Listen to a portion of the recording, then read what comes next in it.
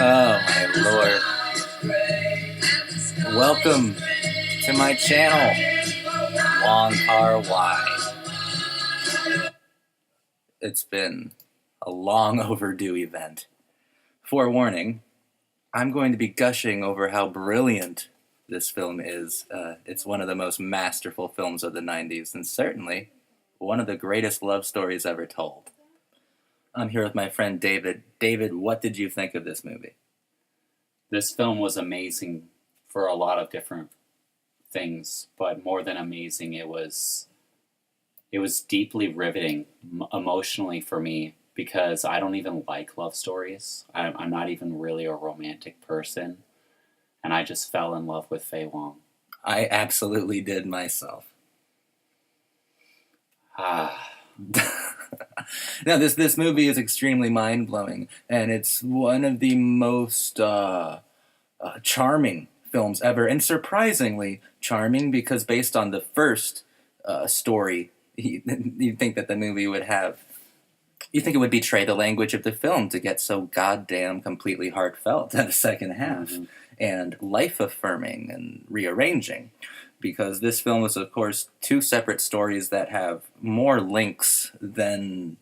I don't fucking know any... I don't know how to even complete that analogy, because this movie has just kind of fried my brain a little bit with its amazing devotion to romance, to... It's really interesting compositional flavor, which we'll go into soon. So something you want to talk about first, though, David?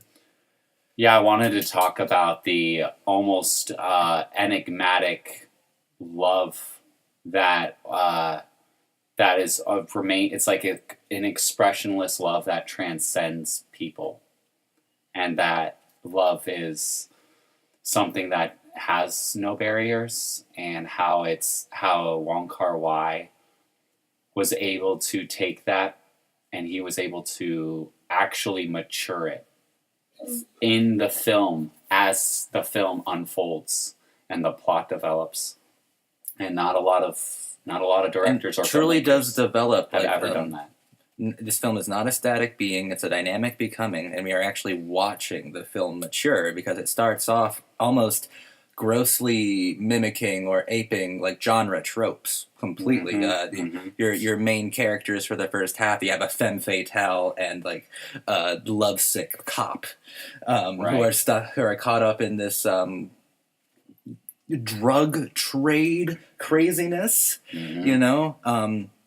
So it's very cinematically immature at first, but that's obviously completely deliberate, because the entire first story is capitalized on. Every aspect of it is expanded and broadened to fit this huge scope, which is just the scope of affection, of total affection. It's such an affectionate picture.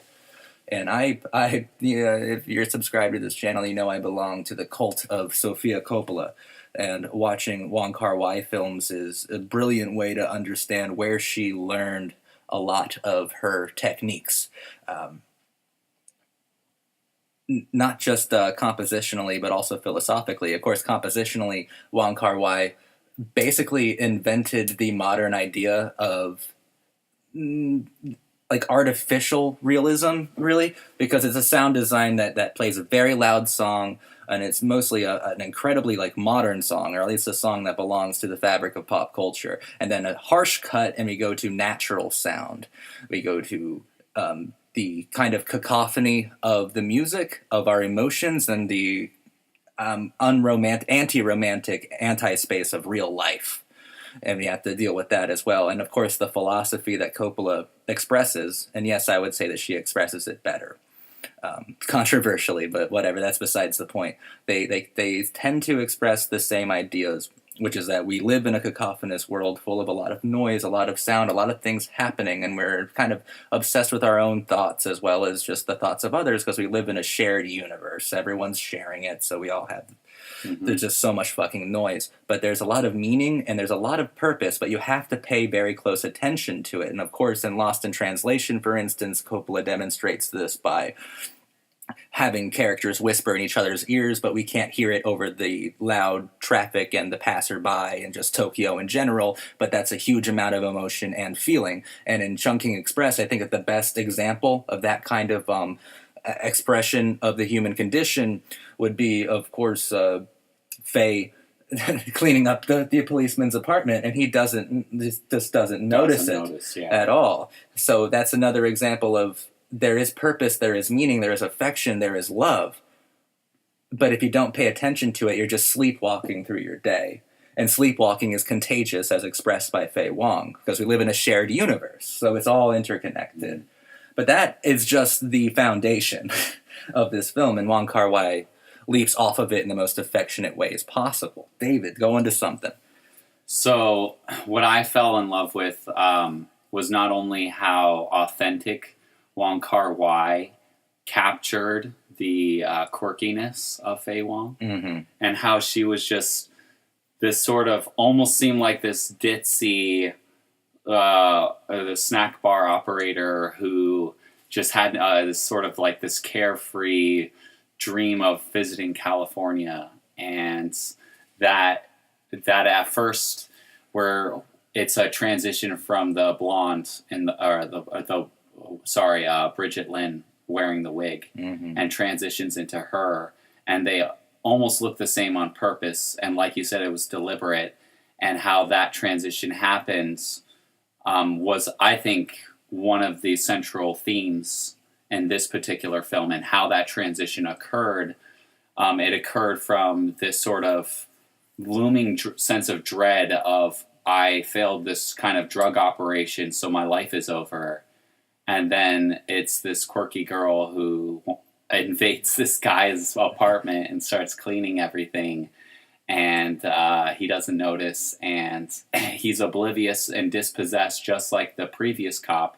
So you now have the second cop, and how this film seems to transcend the barrier of people, and instead sort of talks about more ethereally about like how love actually matures and the way in which it matures.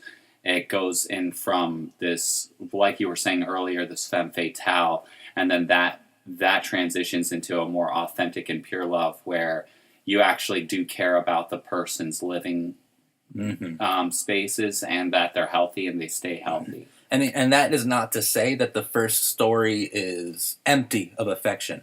I felt a great amount of affection, not necessarily with the pineapples and things like that. That's really cool. It's really stylistic, and it's a great metaphors that we'll get into later as well. But one of the last times that we see the first cop, I forget his numbers, but that's the point. They're arbitrary numbers. Yeah, but that's also the point. They're arbitrary numbers, and almost to make them feel even more restricted or limited within their own personal expression. But I love the scene where he gets a message on his beeper. He's like, no one's going to call me today. It's my birthday, but I know I'm not going to get a call. And then he gets a beeper, and he gets so excited because he's starved for attention. That's really what his thing is. He needs someone to pay attention to him. And he gets a message. The woman in that hotel room says happy birthday. And he's like, I'll never forget this day because a beautiful woman wished me happy birthday. And that's deeply affectionate. That's really good. Of course, it is a more self-obsessed affection. Sure. But it's nonetheless striking, and I think it was a good place to end that particular story on. I know we see him again with the stewardess, but I believe that that's the true peak of the first story's affection. So the first story does have affection, but it is far more obsessed with... It's a very misleading first story. Yeah, absolutely. It's misdirection on purpose. Why do you think he misdirected it? Why do you think he did it this... I mean, I understand why he did it this way for the maturity of love, but why do you think he played with those tropes, though, specifically? I have an answer, yeah. So I think he did it, or at least what I'm interpreting as why he did it that way, is he was trying to get you or me or anyone watching questioning their own idea of love. And so if you fell in love with the blonde in the wig who is in this fast and this loose and this kind of dangerous lifestyle, dug her, absolutely. You know, then that the reason and the purpose for that is Wong Kar-wai is trying to get you lost on purpose in that. And the reason why is because he's trying to get you to be reflective. And I think that was done on purpose, and that was beautiful. Is that he made me reflective, because that's exactly what I got from it when he was misdirecting me like that, and then it transitioned into just this ordinary, quirky snack bar operator, and it was just completely normal, and that's how real love does happen, doesn't it? It's always this kind of person you never expect, and then it ends up there being a whole universe, and that's how you know it's real love, is when you actually do see the person for who they really are, instead of this, oh, maybe she's got this really cool understory behind her, and let me find out, and how evil is this person. But no, that's not what happens. Is Wong Kar-wai knows that's what people seem to want, but what they really want. And I think that's what he's really trying to do. Is he trying to say, what we really want is not this drug lord or whatever. We want someone who actually cares about us. Absolutely, but I do believe that the woman in the blonde wig did show that she cared. Oh, I'm not saying she cared about that character more than anyone else in his life at that moment. Mm-hmm. No one else wished him a happy birthday. So it's all not conflicting. It's just sophisticated. It's just incredibly sophisticated in that respect. Exactly, and it transitions from a caring that is, it's more like a caring where you can only give as much as you are able to give. Mm-hmm. And when you become a more mature person, you realize you can give so much more.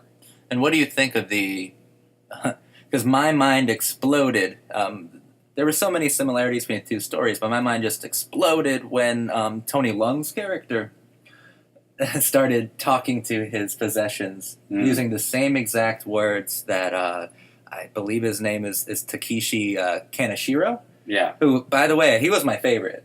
It was my favorite performance, actually. The original fucking Cop number. 223. Thank you. I'm going to need you to say that every time. Cop 223 was my favorite.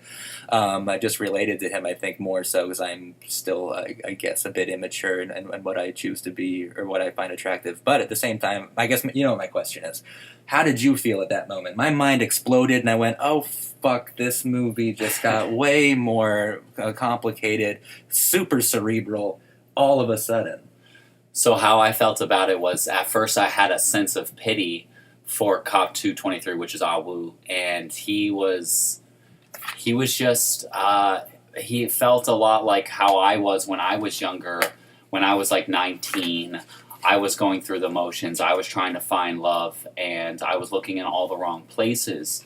I was, at any moment that a female gave any form of affection or anything to me, I felt like it was, maybe, and I started going off on this romantic ideation, right? And then that was the whole point of the symbolism of the pineapple. See, but I've been thinking too, I'm sorry, you finish your thought. But the pineapple expiration date, and Wong Kar-wai did that on purpose because he's really saying that this love is not meant to last. It never was. Mm-hmm. And then that transitions, and it does take on political undertones, which I'm not going to get into right away because I do want to talk more about this maturation of love. And it transitions into Cop 663 starting to notice the subtle changes in his life, the improvements really in his life, and he's able to appreciate the smaller things.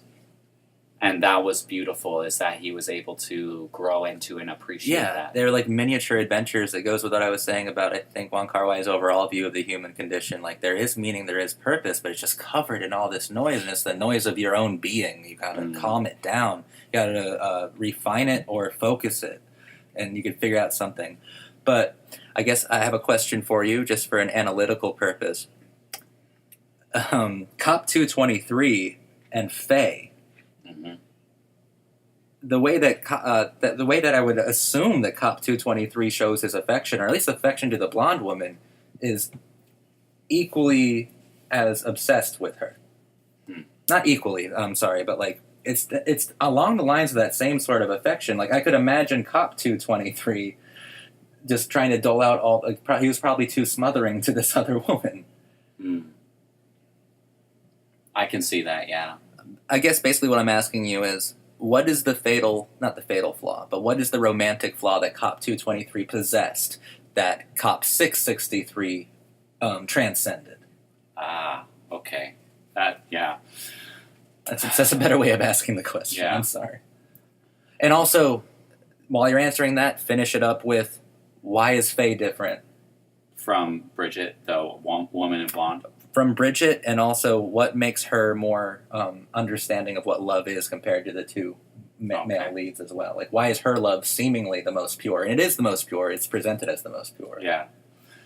So first I would say the fault or the flaw in Takeshi Kanashiro's character, Awu, which is Cop 223, is that he is self-pitying. And that self-pity is a result of his ego and his own sort of like listless inaction, his inability to really make a connection with other people because he's too self-obsessed and focused on his own state of affairs. And that would be the flaw, is not that you are in a state of affairs and that you have all of these problems, but that you're obsessed with those problems to the point where you talk to inanimate objects in order to get in a connection.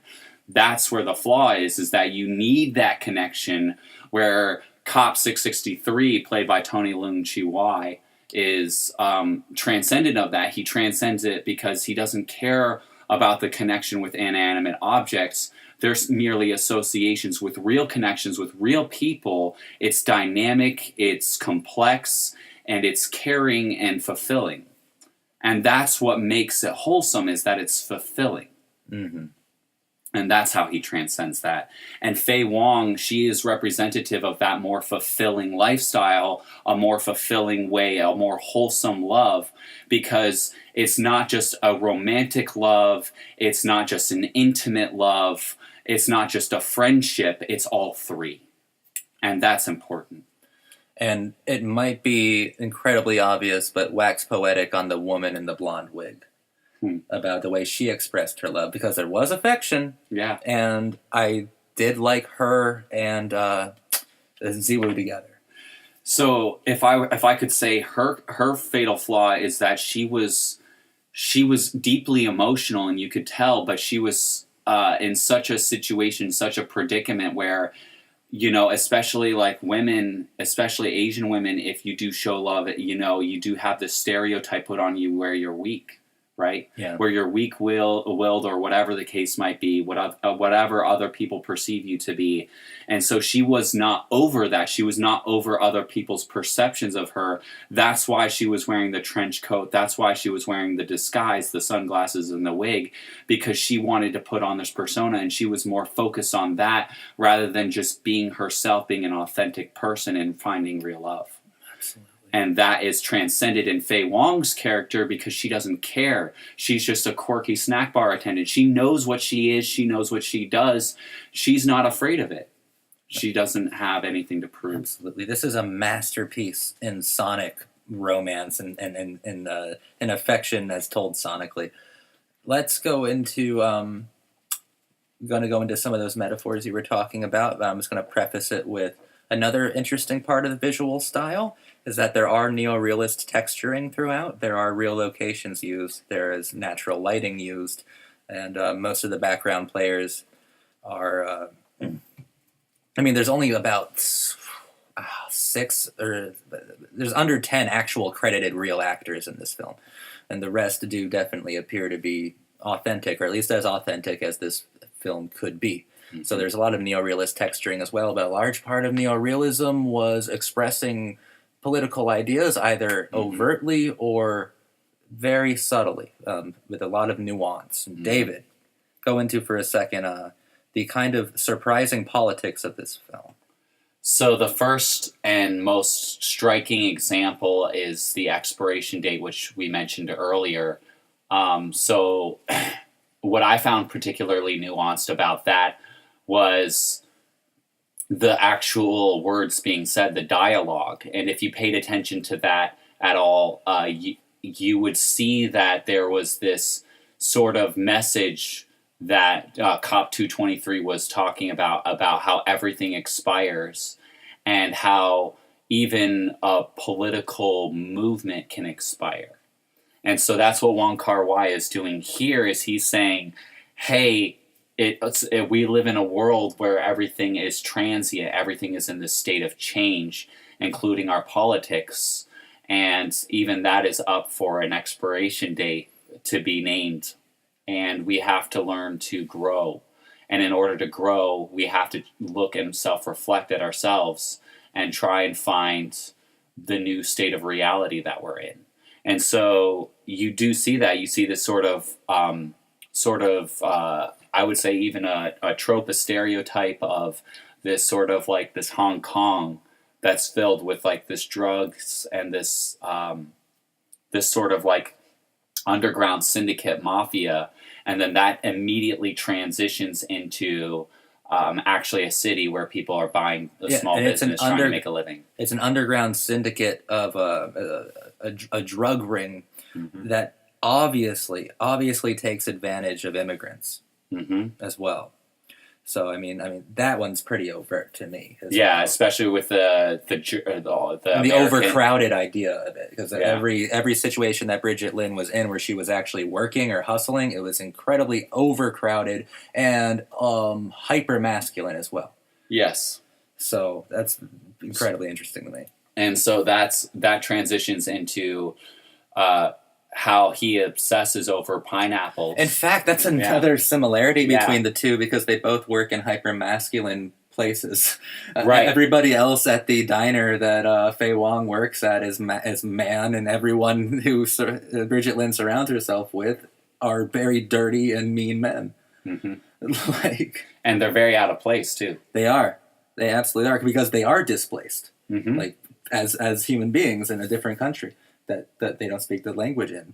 And I do think it's really interesting, the two views. We're going to look at these four, and both of them possess every quality that you could hope for in like the feminine or the masculine archetype or ideal of the modern person, of like the of the postmodern human being, really.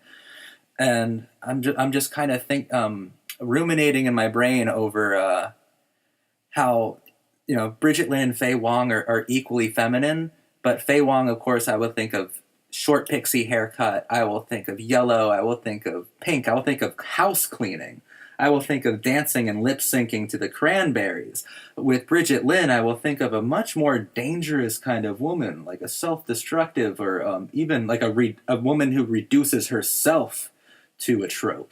That's really interesting, too, because I believe that the two males operate in much the same way. But I think that the second male is far more sensitive. Both of them are far more sensitive, the second ones. Yeah, they both are. And I think that sensitivity is telling of the undertone, the political undertone that Wong Kar-wai is trying to communicate. He's trying to say that in order to have any sort of political exchange or political change that actually does help benefit people, you do have to have that sort of sensitivity to you.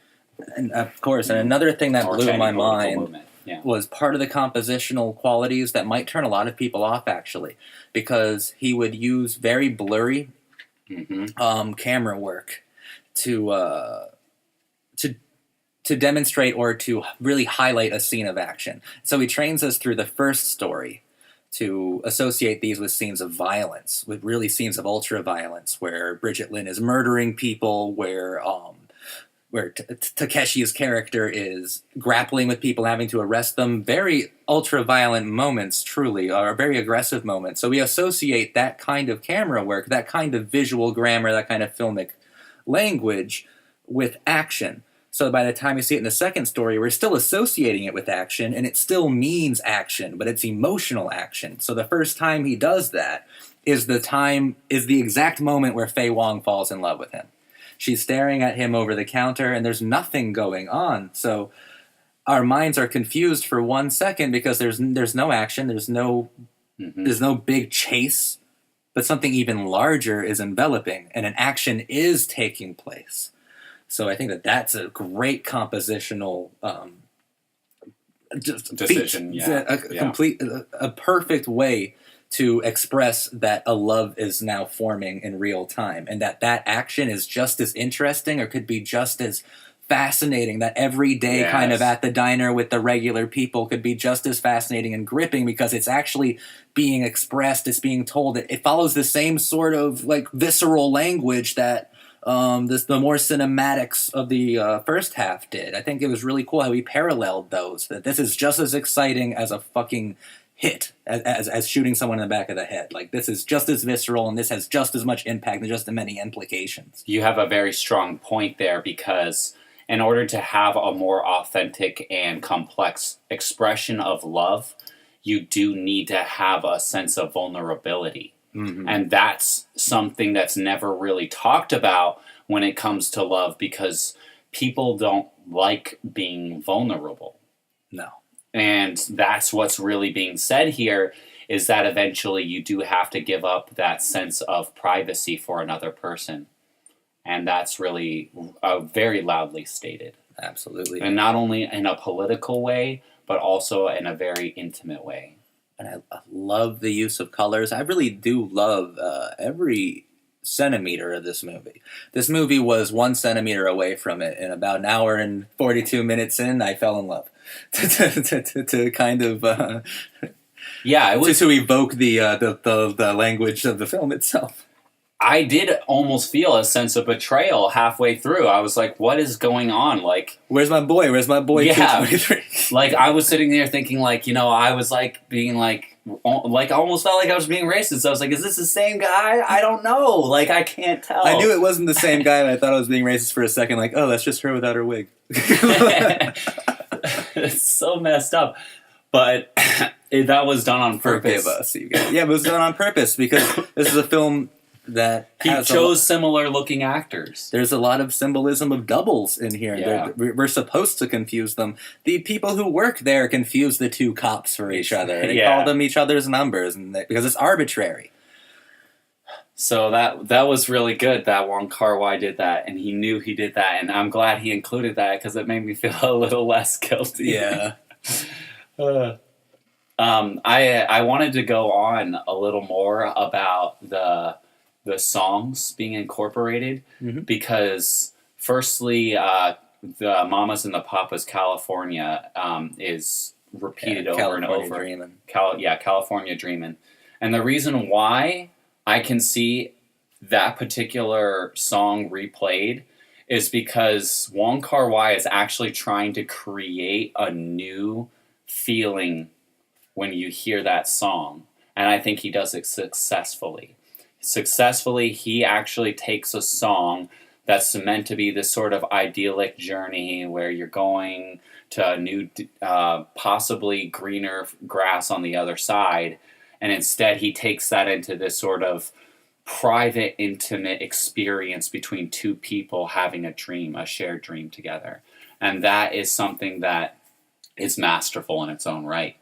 And then you take that same kind of changing sophistication of a song with the other song, the Cranberries, but I mean, it's the Cantonese version of the Cranberries' Dreams. And then that one is again sublimated into this new and beautiful piece where it's more about caring about another person who you're intimately connected to.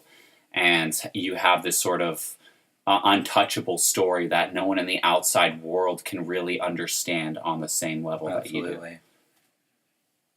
I think that was very well said.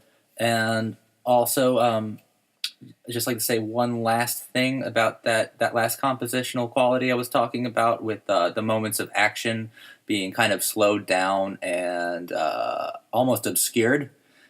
Makes it look like it's going very fast. I know that the title of the Chungking part of the film has a lot to do with